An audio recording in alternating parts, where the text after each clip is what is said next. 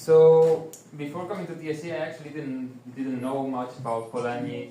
Then in Yves Divergent's class, I did the book review and I read the whole book, made an essay, talked to a teacher, Tsai, about it, and really interesting because, it talks about more of like an anthropological rooting of economic science that is not so dependent on ideology and classical theory. And this was endearing to me, right? So let's start with like the theory. One of the most famous schematics of Polanyi is the three fictitious commodities, and this term is kind of parallel or similar to the factors of production, right? So we have land, labor, and money.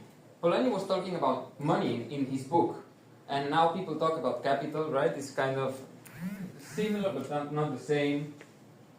And the point is like, before modern times, these fictitious commodities were outside the market and were more sacred than now.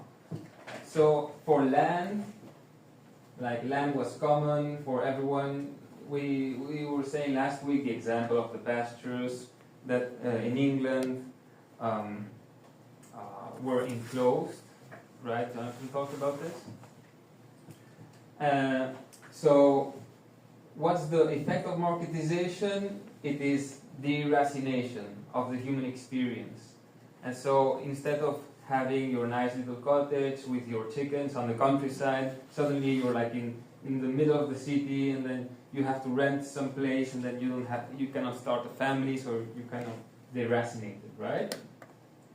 As for labor, we have communal work, which is turned into employment with formal contracts and unemployment, and this alienates you. So, for example, a good story about this is like before modernity, you go to France, to the south of France, and you have these villages, and everyone eats bread every day, right? But there was no shop for bread. There was no bakery. Imagine there was like 30 houses in that village, and every day someone would take turns to bake the bread for free for the whole village. So one night every month, someone would stay up all night baking bread for everyone, which is free labor, but then the rest of the months you get your bread for free, right? And this was only until like 1 century or two ago, not really long ago. And so this is the process of modernization. Now you have to buy your bread, but at least also, on the other hand, you don't work for free for the rest of the village, even though if you maybe you don't want to, you want to be left alone. So, and everyone can choose what's like most utopian, right? And as for money, we go from an honor and gifts-based economy, now we'll talk about this, and we go into formalization of contracts, and speculation and inflation and crisis cycle, right? So, I'll talk about this in 5 minutes. But first, let's do the other. This doesn't work. Okay. No, it's too late. The other piece of theory is the double movement.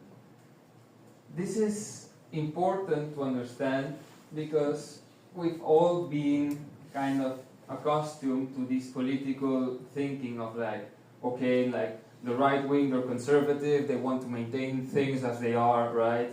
And then you have the left wing and the young people, they want to break things and make the revolutions and stuff. But what Polanyi is arguing indirectly is that, no, it's the other way around. First, you have a primordial communitarian society, let's say. Then the process of marketization emerges thanks to the capitalist class controlling the institutions, whatever. And then the second movement is what people consider the revolution thing of the left wing. But it's not like revolution, it's a counter movement of social protection. So we have labor protection laws, labor unions, welfare state, environment regulation, central banks, antitrust, and then the ideologies of the world wars. So like communism, fascism, nationalism, right? Okay. These animations, I can put them. Kind of. Okay, so let's start with Polanyi's conception of the tribe. To have a more solid anthropological understanding of human nature related to economics. Here are some direct quotes from Polanyi. He says, in tribal society, no individual is threatened by starvation unless the whole community is. So unless there's, and also, hazards such as natural catastrophes or conflict are collectively handled. And also, there is no real notion of guilt and shame for not working enough. Which means you have the tribal context, there's kind of food for everyone. Sometimes if there is not enough food, then it's like a problem for everyone. But what you will not see is like everyone kind of eating and then someone just like starving there. Like, it's not, of course not, like you're for sure going to share, right? Whereas now, like, of course we see some like people on the streets and they're begging for money to have food and stuff, and everyone thinks it's so bad, right?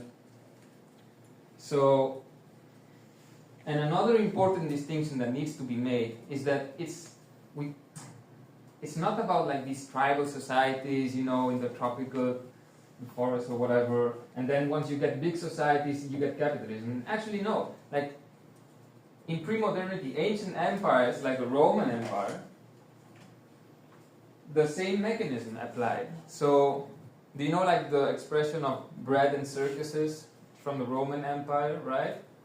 In Rome, the city of Rome, the patrician class were giving bread for free for like thousands of people every day. They had like institutionalized bakeries, like hundreds of bakeries all across Rome, and they were giving away bread for free, right? So how is this different from just the tribe sharing their chickens? It's like conceptually it's the same level on a much bigger scale, right? So the point is that before the pressures, economic pressures of modernity, according to Polanyi, the need for marketing the produce goods was equal or lower than the need for redistribution. So imagine you have like some guy in the tribe or in the patronage network of some Roman patrician guy or something. And this guy, if he was born in our today's standards, he would like Wall Street guy thinking about profits. Well, in that times, this guy, they would have said to him, shut up, like, it's much more important that our friends and family get the food than your like weird calculations about like, oh, if we do this, we get more money. Not important, right? And also, offering labor to fellow members of the community was equal or higher importance than the need to screen and filter job postings for professionalism. So we live in a society right now that if you have a business and you're the business owner, right, it's so important for you to hire adequate people, because if you do not, you're crushed by the competition. But before modernity, there was not so much pressure. And it's just like, oh, you need an accountant. It's like, oh yeah, well, my cousin will be the accountant. And of course he has not studied, but who cares? It's not so important, right? So, yeah, and also another thing that Polanyi was talking about is the distinction that Aristotle made in his writings on economics. Well, economics, probably many of you know that etymologically speaking means householding. And this was linked apparently to the principle of use, whereas another definition of economics, which he was not so keen about, was money making, and this was made on based on the principle of gain. So this is kind of similar to what Professor Tai was explaining about like CMC versus MCM, right? CMC, sorry, LML. Like, what's more important? That the money you have, you reinvest it, or that if you have money, you use it to exist, just to live, to eat food, and to be with your friends and do stuff, right? And the point about Aristotle is that if you fall down the path of greed and of money making, you're just not rooted in a moral life, which is like, take care of your house, and then, you know, like, be a normal human being, whatever.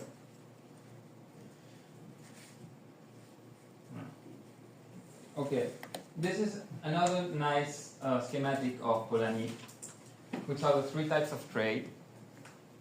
Well, it's actually like 2 plus 1. The first two are pre-modern, and the third one is modern. And the point is that pre-modern trade can be divided into local and external, and they're not mixed at all. So local trade is subservient to the needs of the community. So you have heavy goods like stone and timber to build things, right? And you have perishable foods, goods like food, or like small daily use things which are like not super valuable. And the point is like, if you are a trader of wood, of course you want to make money, but just as a doctor wants to make money as well, but his primary vocation is to be a doctor, not to make money. You could be a merchant, but not base your identity on making more money. You were just the guy who transports the wood to the village. And incidentally, you make money. And even though you're a merchant, this does not mean you're a capitalist. Okay? And then external trade, according to Polanyi, he says, it is mixed with adventure and piracy and hunting and exploration and war.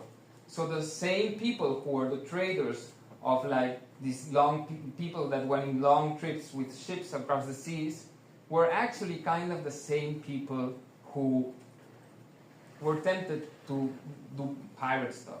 So for example, Dublin, the capital of Ireland, was actually founded by Vikings who just wanted to trade.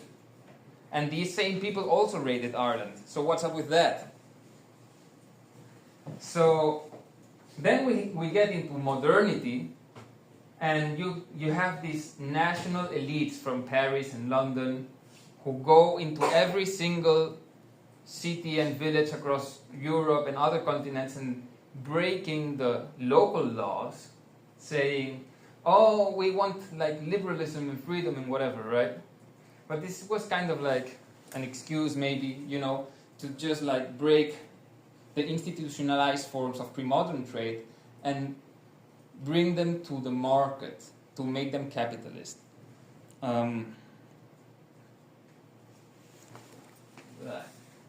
Since there's not much time, I'm going to skip over some things. But the gold standard is important. You have two forces which are pitted one against the other. Inside the country, the domestic economy actors want money to be tokenized.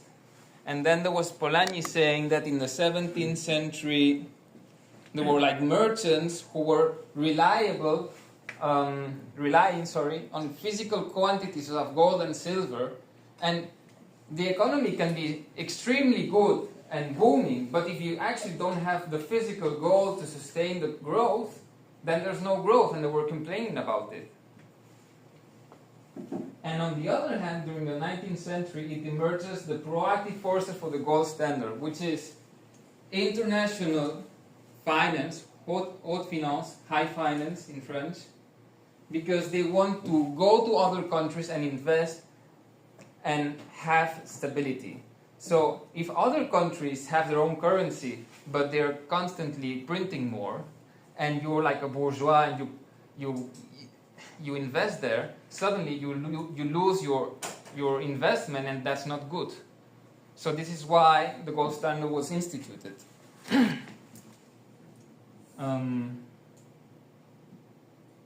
Maybe you can read this for like 15 seconds.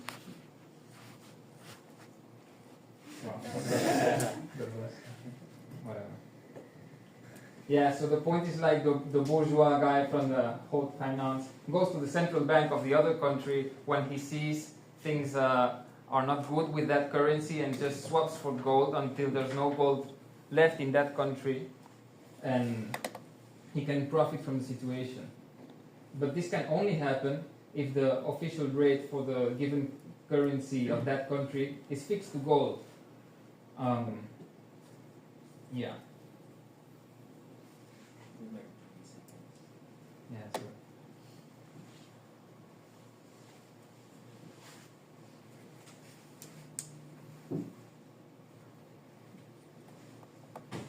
Okay.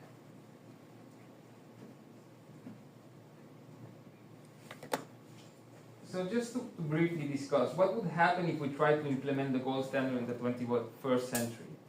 The point is that if you take all the quantity of gold and multiply by the current market price, the total number that results is way smaller than the total quantity of assets in the balance books of the whole world economy.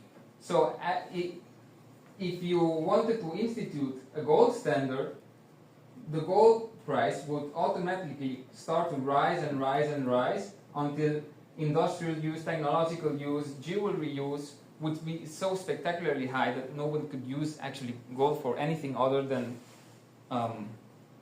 the currency purpose. But even then, the point about the gold standard was not exactly that it was gold. The thing that made the system work in that era was that it was fixed. So you can fix it to gold, you can fix it to anything you like. The point is it has to be fixed, and every single country needs to respect the fact that it's fixed.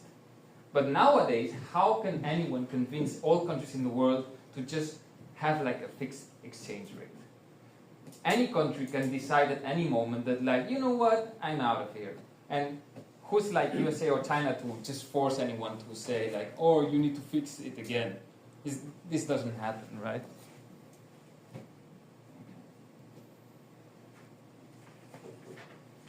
Okay, so is money a commodity, like metal or wood or whatever, right?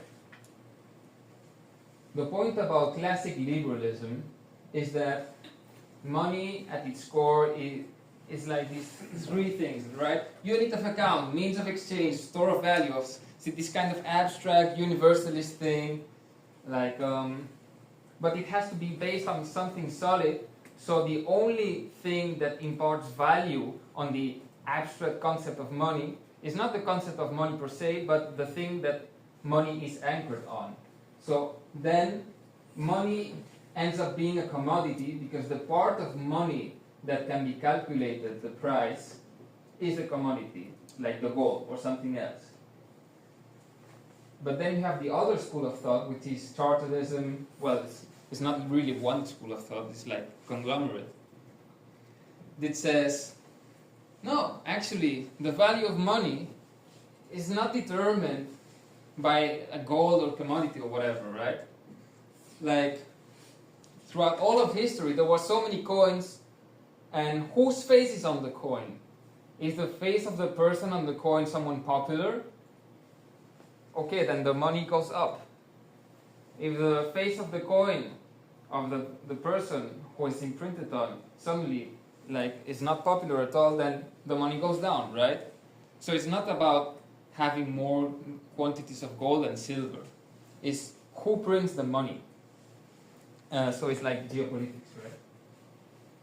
So the point also is like the more hegemonic the state, the more they are interested in universal value. Because then they can go all around the world and invest and the price is stable. But if every country starts printing their own currency and they start tinkering with it, then some countries are going to fail, and then those currencies are going to crash, and then your investments are gone. Okay. So yeah, what's the answer to Polanyi on is money a commodity? He essentially says that it can be a commodity if the legal system allows it, so this is what happened in gold standard, but this is dangerous and artificial. Why? Because what happens is that the governments start caring about their own population and unemployment and stability and stuff, and start doing monetary and fiscal policy according to international stuff like prestige and balance of payments and stuff. So this means that people inside the country are suffering.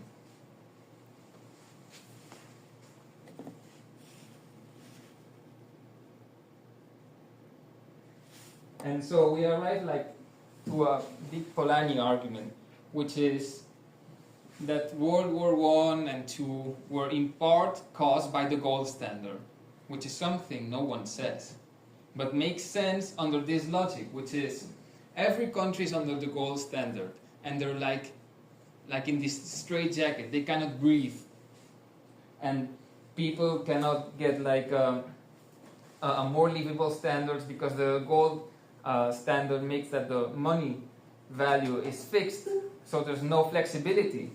So there's social tension rising until it explodes in this violent conflict. And so what for example, the Nazi German regime wanted to do is to close its economy to the evil British financial people and stuff, and make everything at home. And of course you cannot make coffee at home, and you cannot do rubber at home, and maybe a few other stuff, but everything else would be done inside, and then they would be completely immune to the world.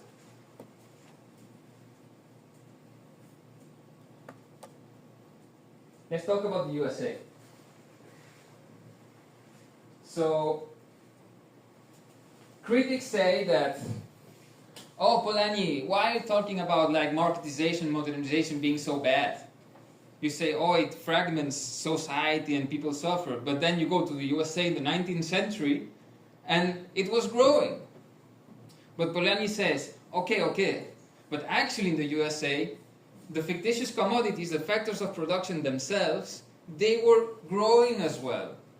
So land was growing because the USA was expanding to the west. Whereas if you go to Europe, of course, those countries, France is France, it's already locked in, right? So you cannot grow more.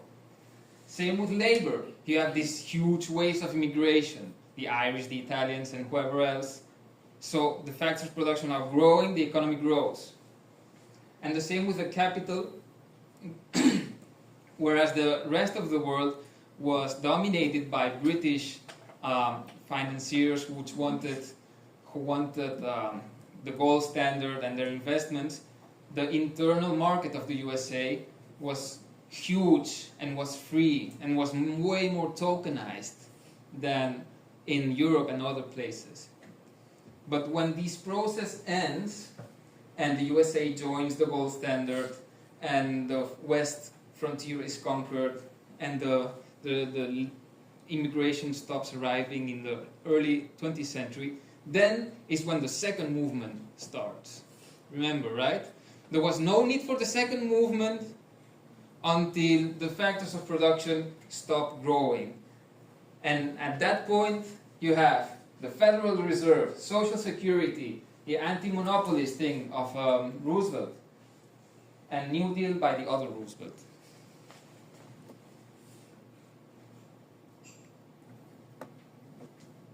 So, okay, was it all worth it? I will explain with an example, okay, related to my city. So in 1919, there was La Canadenca strike. So La Canadenca was like a huge factory which supplied electricity to the whole city. And then the workers paralyzed the whole city for 44 days. So there was almost no light. And the whole police and the army and the media were crashing against the workers. Why? Because those workers wanted the 8-hour workday. And it was the first place in the whole planet, arguably, that we got 8-hour workday, right? So it's like a classic story of like worker empowerment and happy ending and whatever, right? But the point of this story is that what is Canadenca? It means the Canadian in Catalan, which means bourgeois people from Toronto had so much money and said, oh, we have to invest it somewhere. So they went to Barcelona, they saw that Barcelona had no like big factory for electricity grid, and they said, we'll just put the money. So what's more important? The fact that people in Barcelona suddenly had access to reliable, cheap electricity and they were all free and happy lighting their own homes and streets? Or also the horrible conditions of the workers and stuff? So this is a classic Polanyi story, right? Is marketization good and bad? I leave this for you.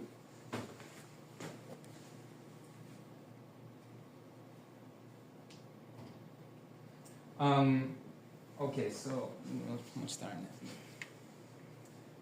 What's the Polanyi criticism of liberal economy? The fact that barter is a lie. And we have all been duped, okay? So the point is like, you had these honor exchanges between tribes and they were saying like, oh, neighbors, thank you for coming in.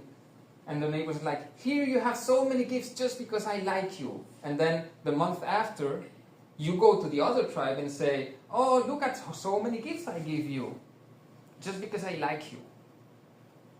But this is so different from market exchange, which is like, oh, this costs blah, blah, blah. Oh, okay, you give me this amount of money and stuff, right? So because in pre-modern times, it was actually an affront to say, oh, I need a contract. What do you mean I need a contract? Don't you have honor? Don't we trust ourselves? Right? When modernization happens, it's like, I don't care about your honor. I want a contract, right? So this is modernity. And also this phrase of Polanyi saying, liberalism has a mystical readiness to accept the deracinating social consequences of any modernization processes. And we're seeing this with AI, right? Everybody's saying, oh, AI, probably so many bad things will happen. But it's just like, but we also want to use it, right? It's just like, we'll do it anyway. We're all in this mood, kind of. Okay, and the criticism of Marxists is that actually Marx was based on, anthropologically speaking, a liberal foundation, which is based on the workings of Ricardo and stuff, and his whole stuff about material conditions and stuff. But Polanyi makes a crazy good example based on India, which is when the British arrived to India, the prices of clothing, thanks to the British machines for sewing clothes, is divided by 5. And this is like the dumping of prices. And according to purely economic theory, this is so good, right? You had to buy your clothes for 100, now you're buying for 20. So isn't like surcharge and dumping the opposite, right? So where is the exploitation here? Well, it turns out that millions died out of like hunger and whatever. And how so? Because of the breakdown of the community. Suddenly, so many people didn't know how to operate in this new market space, and there was like this social calamity. And to wrap up. Yeah. Well, I'm going to finish actually. You can see these similar thinkers. There's Durkheim, Weber, and Keynes, and these other thinkers as well.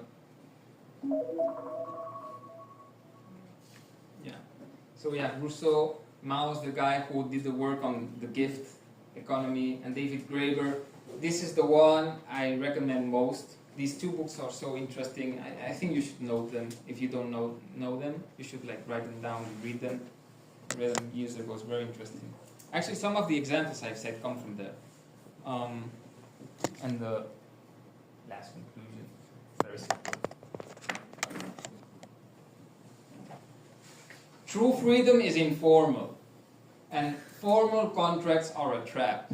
So even though you're a worker and then you have like this, no, you have been duped. You should go back to the farm and live free. If you're inside the city, it's too late. And that's it.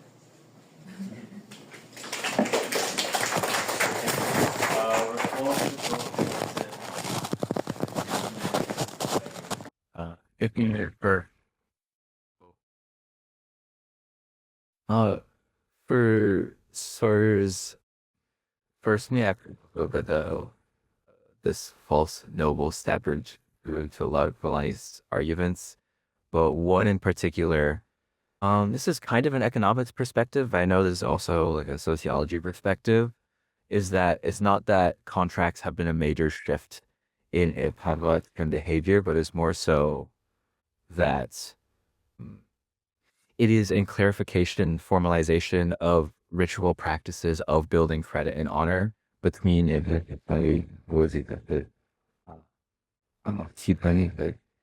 under IU get paid in a very carrying out the contract at a time before institutionally and so societally it was acceptable for people to explicitly do that or even maybe call for sprint by a common days outside that.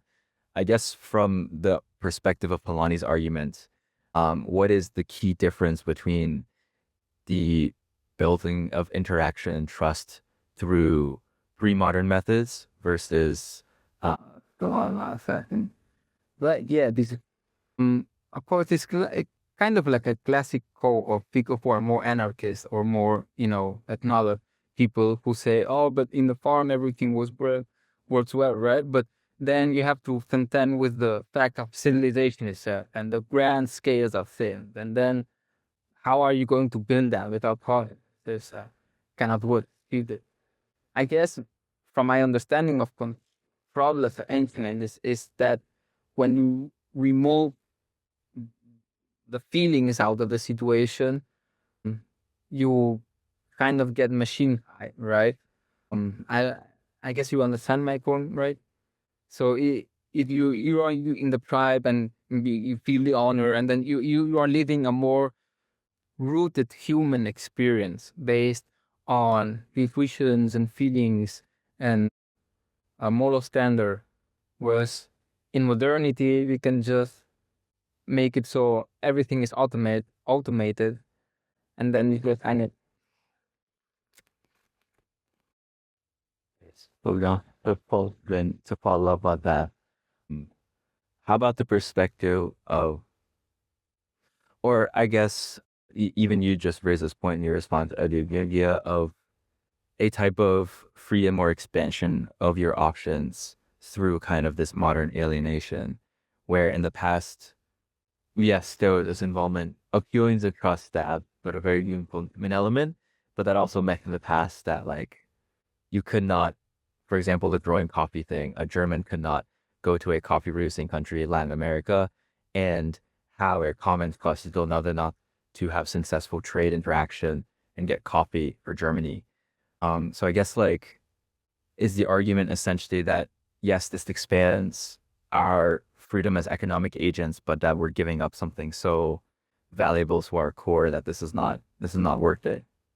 Yeah, and actually, my feeling I got when I finished the book is that Polanyi himself doesn't even have like an answer or has like a very ambivalent thought.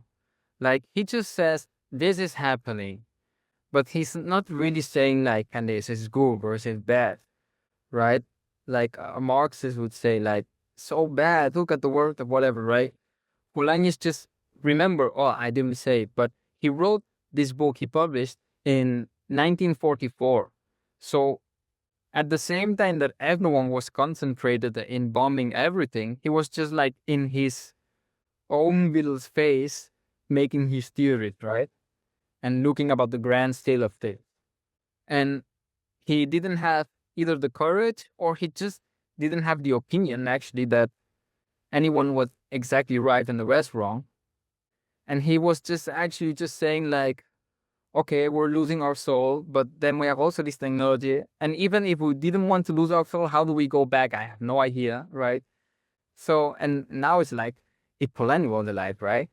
What would be his opinion? Because so the same trajectory he was planning has gone further, like tenfold. It's like technology and AI and whatever. So I think it would be very interesting what he would have to say. But there's none, so I have a question on the gold standard. So Polanyi view phone away because he wrote this in 1944. So Goliath Dave kind of got rid of gold standard for a little bit. Because of the bite of then with the type. So what in Polanyi's view on the gold standard is it is it unstable, right? Some may argue that the gold standard caused the Second World War. So I'm a little bit confused on his argument on the gold standard. Can you expand that?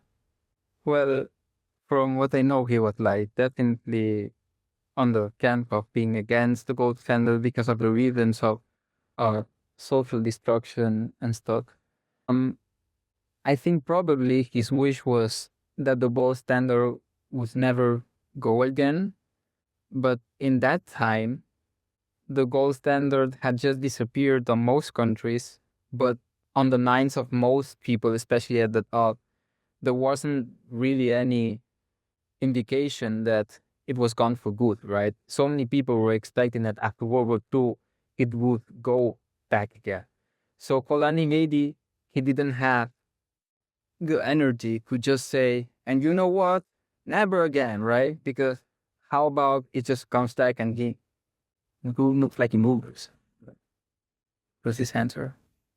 And as a follow-up question, Alter human outcome could relate to Kawaii or the chat of the parties that you.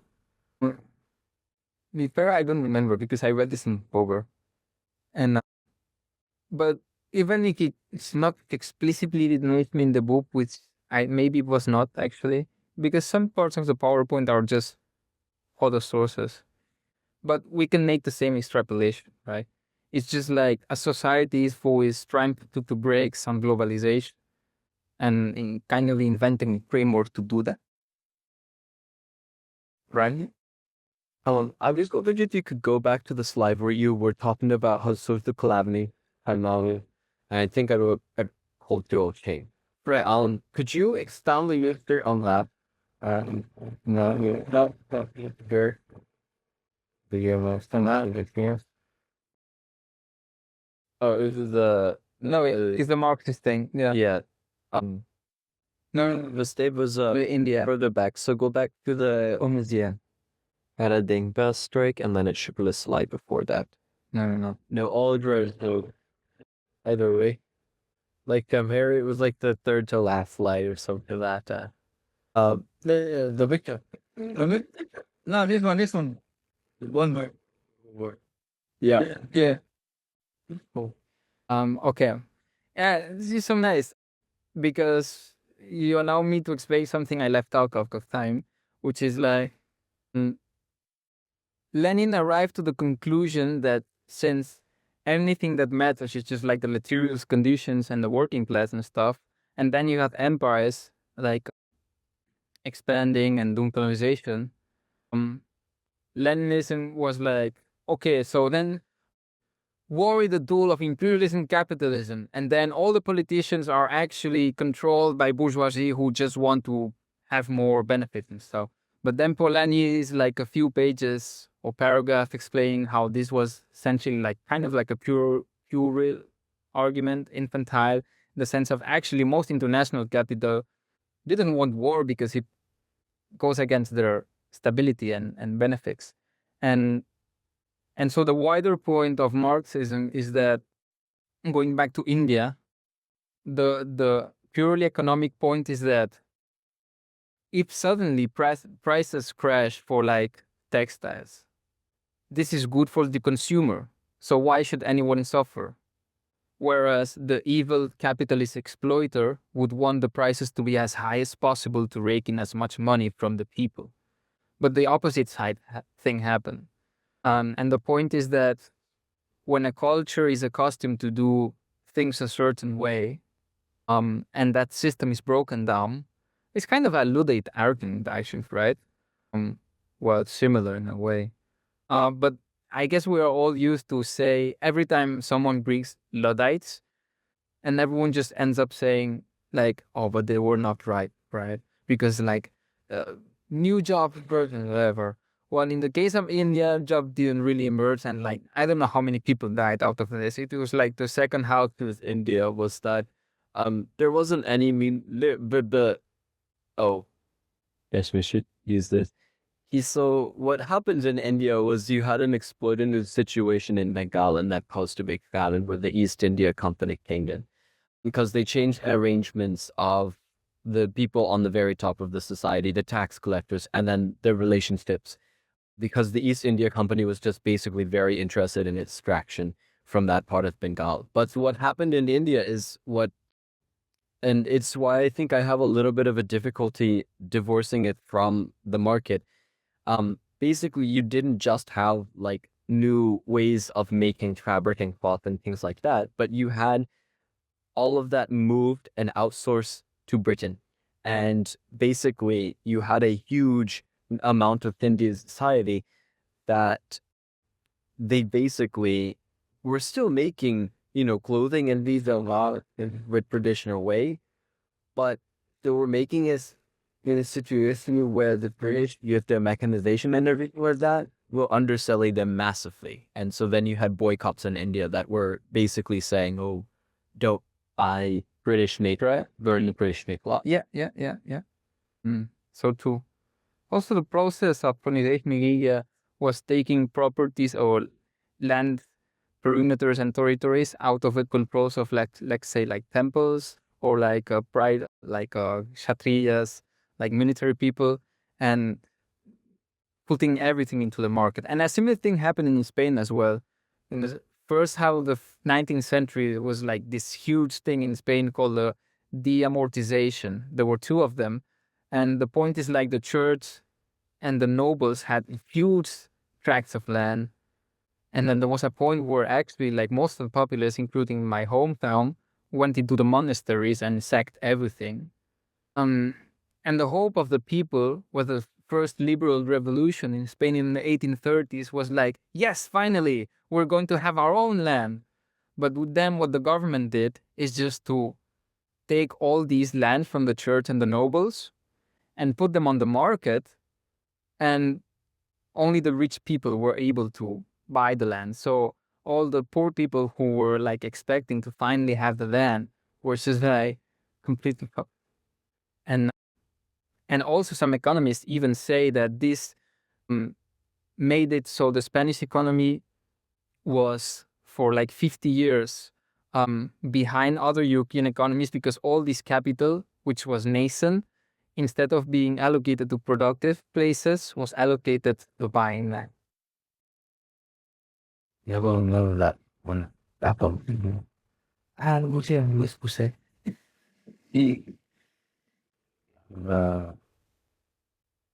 Okay. Oh, well, you guys have a firm pace. So next week, 3 presenters.